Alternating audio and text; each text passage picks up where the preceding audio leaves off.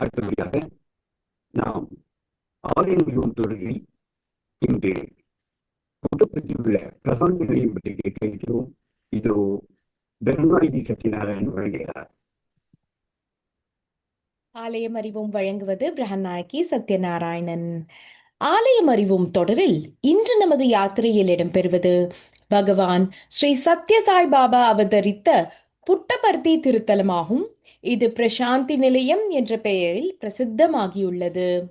ஆந்திர மாநிலத்தில் அனந்த்பூர் மாவட்டத்தில் தர்மாவரம் அருகே உள்ளது புட்டபர்த்தி என்னும் கிராமம்.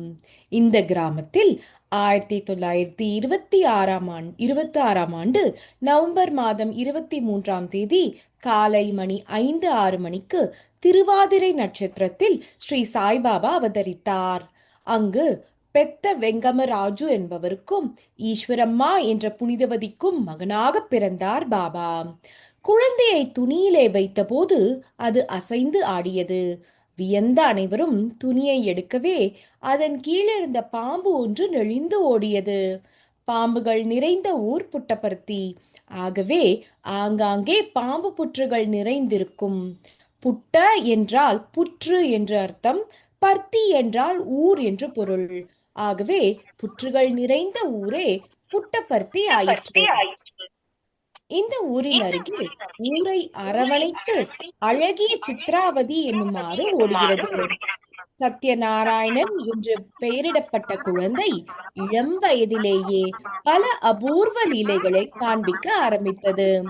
நாளுக்கு நாள் அவரை தரிசிக்க வரும் கூட்டம் அதிகமானது. ஆகவே அவர் பக்தர்களை சித்ராவதி நதிக்கரைக்கு அழைத்துச் செல்வார். மணலிலே கையை விட்டு அற்புதமான விக்கிரகங்களையும் பழங்களையும் இதர பொருட்களையும் எடுத்து தருவார். அங்கு அற்புதமான பஜனை பாடல்களை அனைவரையும் பாட வைத்தார். இடம் போதாத காரணத்தால் ஒரு கொட்டகை போட தீர்மானித்தது. அதுவும் போதவில்லை. பின்னர் பாத மந்திரம் என்னும் இடத்தில் பக்தர்கள் கூட்டம் திரண்டது. ஸ்ரீ வேணுகோபால சுவாமி கோவிலுக்கு அருகில் இது உருவானது. ஆனால் இதுவும் போதாது என்ற நிலையில் ஊருக்கு வெளியே பிரசாந்தி நிலையம் என்று ஒரு பெரும் கட்டிடம் அமைக்கப்பட்டது. லட்சக்கணக்கானோர் இங்கு திரள்வது வழக்கம். பகவானின் 25வது பிறந்த நாளான 1950ஆம் ஆண்டு அன்று பாபா இங்கு குடியேறி அதை தன் தலைமையிடமாக கொண்டார். பிரதமர் அடல் பிஹாரி வாஜ்பாய், பிரதமர் நரசிம்ம ராவ் உள்ளிட்ட ஏராளமான அரசியல் தலைவர்களும் ஆக பெரும் விஞ்ஞானிகளும் இசை மேதைகளும் அறிஞர்களும் பல்துறை நிபுணர்களும் சாமானியர்களும் இங்கு குழுமலாயினர். பாபாவின் ஆசீர்வாதத்தை பெறலாயினர். ஏராளமான அற்புத சம்பவங்களை நாள்தோறும் அவர் நிகழ்த்துவது வழக்கமானது. சில சம்பவங்களை இங்கு பார்ப்போம். வால்டர் கோவான் என்பவர் அமெரிக்காவின் ஒரு பெரிய நிறுவனத்தின் நிர்வாகி. அவர் மனைவியின் பெயர் எல்சி. 1971ஆம் ஆண்டு டிசம்பர் மாதம் கடைசி வாரத்தில் அகில இந்திய ஸ்ரீ சத்ய சாய் சேவா நிறுவனங்களின் மாநாடு சென்னையில் நடைபெற ஏற்பாடானது. அப்போது இந்தியா பாகிஸ்தான் இடையே யுத்தம் நடைபெற்று கொண்டிருந்தது. பாபாவோ திட்டவட்டமாக நிகழ்ச்சிகள் நடைபெறும் என்றார். அதற்காக வால்டர் கோவானும் எல்சியும் டிசம்பர் 23ஆம் தேதி சென்னைக்கு வந்தனர். கன்னிமரா ஹோட்டலில் தங்கியிருந்த வால்டர் டிசம்பர் 25ஆம் தேதி காலையில் திடீரென ஏற்பட்ட மாரடைப்பால் காலமானார். ஆஸ்பத்திரிக்கு கொண்டு செல்லப்பட்ட வால்டரை சோதித்த டாக்டர் அவர் இறந்து விட்டார் என்று அறிவித்தார். சவங்களை வைக்கும் சவ அறைக்கு அவர் உடல் அப்புறப்படுத்தப்பட்டது. அலுவல் நிமித்தமாக வெளியே சென்றிருந்த டாக்டர் மீண்டும் திரும்பி வந்தபோது வால்டர் உயிரோடு இருப்பதை கண்டார். அவர் காதுகளிலும் நாசி துவாரங்களிலும் வைக்கப்பட்டிருந்த பஞ்சு அகற்றப்பட்டது. டாக்டர் அதிசயப்பட்டார். சிவப்பு உடை அணிந்திருந்த ஒருவர் நோயாளியை பார்க்க வந்தார் என்றும் அதன் பின்னர் அவர் உயிர் பிழைத்தார் என்றும் ஆஸ்பத்திரி பணியாளர்கள் கூறினர். வால்டர் பாபாவுடன் தான் உயரமான ஒரு இடத்திற்கு சென்றதாகவும் அங்கிருந்த ஒரு தலைவரிடம் பாபா வால்டரை தன்னுடன் அனுப்ப வேண்டும் என்றும் அவருக்கு சில வேலைகளை அளிக்க இருப்பதாகவும் கூற அவர் சம்மதிக்க இருவரும் கீழே வந்ததாக வால்டர் கூறினார். அமெரிக்காவில் சாண்டியாகோவில் பிரபல சைக்காட்ரிஸ்டாக திகழ்ந்த டாக்டர் சாமுவேல் சாண்ட்விஸ் 1972 மே மாதம் பெங்களூர் வந்து பாபாவை தரிசித்தார். பல அனுபவங்களை பெற்றார். ஆச்சரியம், நம்ப முடியாதது, நினைத்து பார்க்கவே முடியாதது என்றெல்லாம் கூறிய சாண்ட்விச், இனி சைக்காட்ரியே இல்லை, இனி உலகை சாய்காட்ரியே ஆளும் என்று வியந்து கூறினார். கேன்சர் இஸ் கேன்சல்ட் என்று பலரின் கேன்சர் வியாதியை பாபா நீக்கி அருளியுள்ளார். ஒளிவட்டம் என்னும் ஆரா பற்றிய தலை சிறந்த நிபுணராக திகழ்ந்தார். அரிசோனா பல்கலைக்கழகத்தைச் சேர்ந்த டாக்டர் பிராங்க் ஃபாரன்ஸ்கி.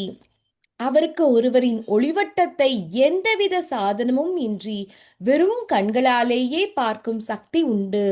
1978 மே மாதம் பிருந்தாவன் அருகே கோடைக்கால 10 நாள் வகுப்பு ஒன்று நடந்தது.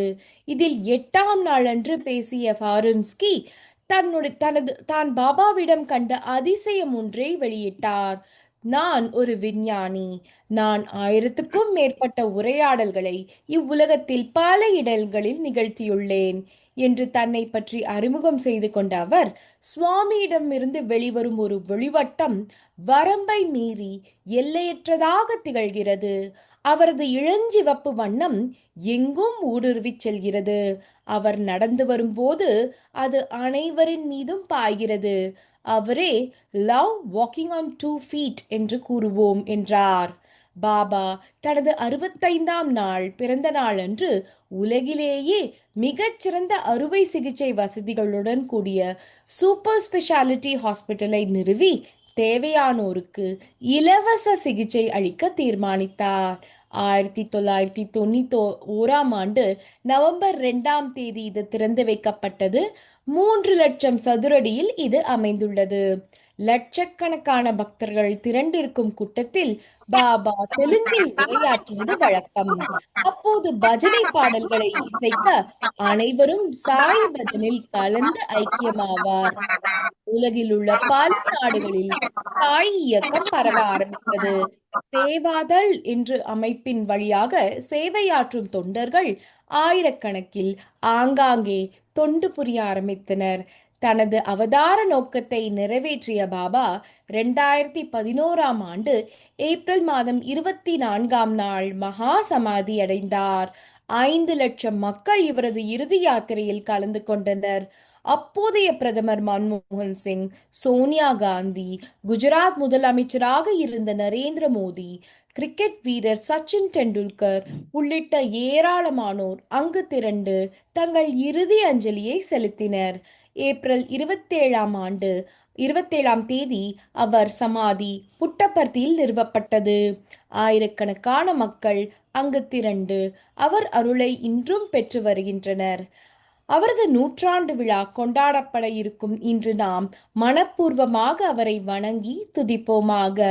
லட்சக்கணக்கான பக்தர்களுக்கு அருள் பாலித்து வரும் ஸ்ரீ சத்ய சாய்பாபா அனைவருக்கும் சர்வ மங்களத்தை பெற ஞானமயம் சார்பில் பிரார்த்திக்கின்றோம்.